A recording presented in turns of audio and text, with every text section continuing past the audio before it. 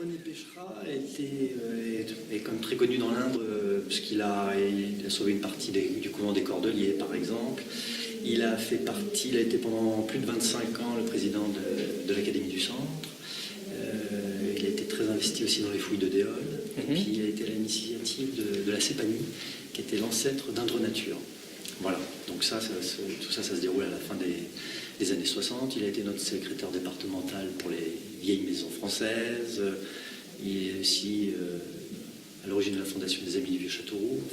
Et puis il a été surtout, à partir du début des années 50, professeur de Beaux-Arts aux Beaux-Arts de Châteauroux, professeur de dessin aussi à Sainte-Solange, à Léon XIII, à l'annexe du lycée international. Donc voilà, c'était des choses, et puis très engagé aussi au niveau du parc national régional de la Brenne.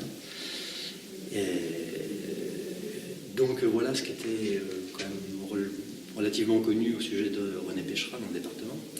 Et donc par contre, ce qui était totalement inconnu, parce que c'était il y a longtemps et puis qu'il n'en parlait plus du tout, c'est qu'il a eu un apprentissage d'art. Dès l'âge de 16 ans, il rejoint l'atelier du peintre graveur Jodon à Paris. Et ensuite, il va faire les Beaux-Arts de Paris, il va passer aussi par l'Académie Julian, qui sont des académies assez connues.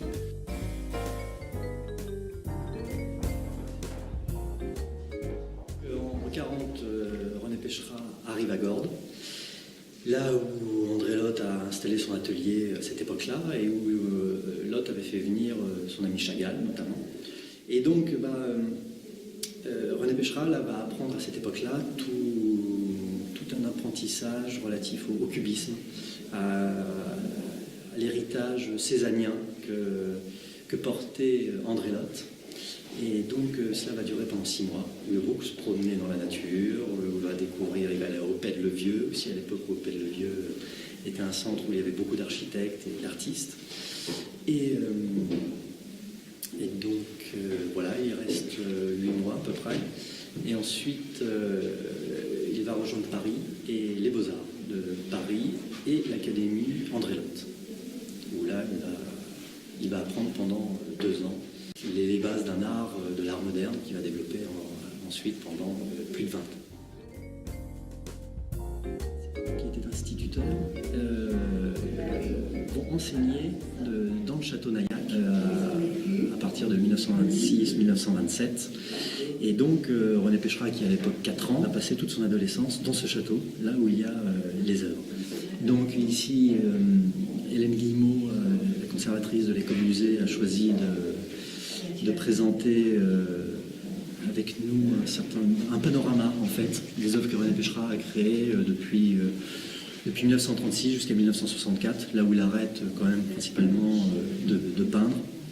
Donc il y a 2 pièces, il y en a une, il y a un panorama des différentes périodes artistiques qu'il va concevoir, avec des inspirations cubistes, de Bonnard, de Cézanne, de Vuillard, de Dufy. Et dans la seconde pièce principale, puisqu'il y a 2 annexes aussi, qui sont présentées par exemple comme ici, son matériel de peinture, et divers objets qui étaient à lui.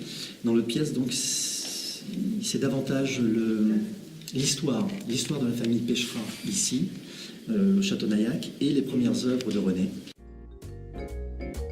Et donc nous avons créé avec Valérie Beau et Christophe Robin il y a 2 ans les éditions Vansolar. Et en fait, nous voulions éditer des récits de René Pécherat. Et donc on ne trouvait pas d'éditeur, donc on s'est dit qu'on allait se mettre à l'éditer nous-mêmes, ce qu'on a fait. Et donc depuis, on a édité aussi des cartes postales, un journal, un catalogue d'exposition, et tout ça autour de René Pécherat. Donc voilà pour le moment, on espère bien continuer sur René Pécherat puis sur d'autres personnalités locales. L'exposition René Pécherat, Naissance de l'imaginaire est à voir du 25 mars au 28 mai, du mardi au dimanche de 14 à 18 h, à l'écomusée de la Brenne, au Blanc.